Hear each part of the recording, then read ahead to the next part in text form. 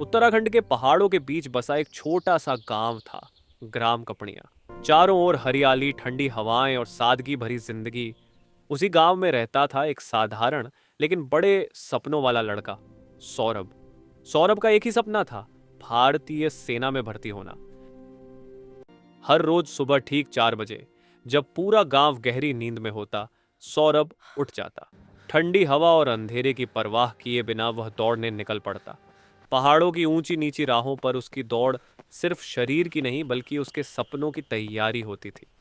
वह अपना खर्चा खुद उठाता था, इसलिए वह दिन भर मजदूरी करता, कभी खेतों में, कभी निर्माण कार्य में। शरीर थक जाता, लेकिन उसका मन कभी नहीं थकता था। समय आया सेना भर्ती का। सौरभ ने पूरी उम्मीद के साथ पहली बार कोशिश की, लेकिन वह बाहर हो गया। उसे दुख हुआ, लेकिन उसने खुद को संभाला और फिर से मेहनत में जुट गया। दूसरी बार भी वही नतीजा, तीसरी बार भी, और चौथी बार भी वह असफल रहा। अब लोग उसका मजाक उड़ाने लगे। तेरे बस का कभी नहीं, तेरे बस का भी नहीं है। लेकिन सौरभ ने किसी की बात नहीं सुनी। उसने सिर्फ अपने दिल की सुनी। हर हार के बाद वह पहले से ज्यादा मेहनत करता। सुबह की दौड़ और भी लंबी हो गई, अभ्यास और भी कठिन हो गया। अब उसके पास सिर्फ एक आखिरी मौका बचा था। मैदान में हजारों युवा खड़े थे, लेकिन सौरभ का ध्यान सिर्फ अपने लक्ष्य पर था। दौड़ शुरू हुई।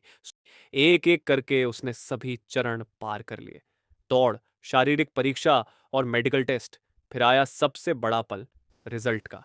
सौरभ अपने कमरे में था, तभी उसकी दीदी नीलम की आवाज आती है कि मेरे भाई सौरभ, तेरा सिलेक्शन हो गया है। आर्मी में तूने कर दिखाया मेरे भाई। उसका नाम उसमें था। वह खुशी से झूम उठा। उसकी आंखों में आंसू थे, हार के नहीं, जीत के। सालों की मेहनत, संघर्ष और विश्वास आज रंग ला चुका था। गांव में जब यह खबर पहुंची तो हर कोई गर्व से भर गया। उसके माता पिता की आंखों में खुशी के आंसू थे। सौरभ अब भारतीय सेना का हिस्सा बन चुका था। उसने साबित कर दिया।